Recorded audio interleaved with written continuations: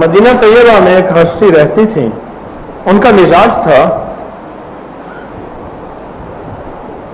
کہ وہ غریبوں کے گھر کھانے پینے کا سامان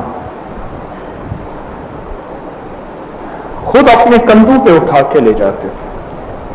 بڑی عظیم ہستی. اور ہستی کیا تھی؟ اگر بیت اللہ کے سامنے جاتے تھے لوگ خود بخود راستہ ایسے ہٹ جاتا تھا رش میں. اور اگر ان کا جی چاہتا کہ میں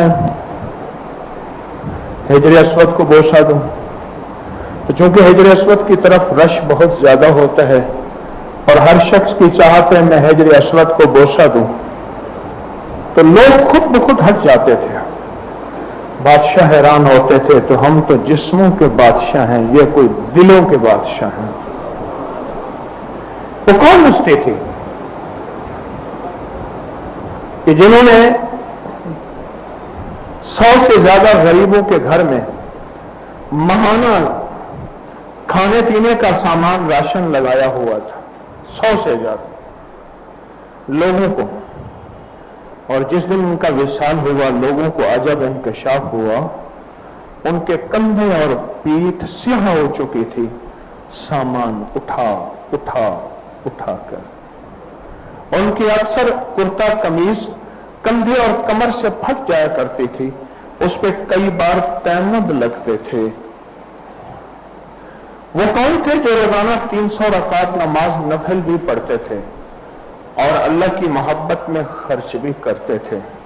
وہ کون تھے جب اس دنیا سے رخصت ہوئے 100 سے زیادہ گھرانے صرف اس بات پہ رو رہے تھے ان کے بعد ہمارا کفیل کون ہوگا, ہمیں نوازے گا کون, ہمیں دے گا کون, ہمیں کھلائے پلائے گا کون؟ صرف اس بات پہ رو رہے تھے. وہ کون تھے؟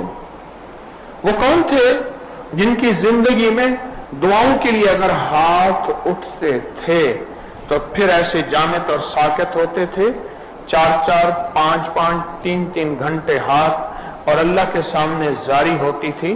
وہ کون تھے جنہوں نے طواف کرنے کے بعد مقام ابراہیم پہ نفل پڑھے تو نیچے کوئی ماربل فرش تو لگا ہوا نہیں تھا, مٹی تھی, مٹی آنسوں سے کیچڑ بن گئی.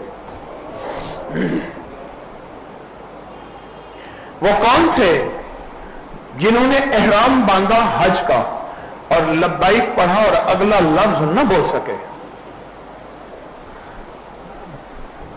ان کا چہرہ سن ساکت ہو گیا, ان کا چہرہ سن ساکت ہو گیا,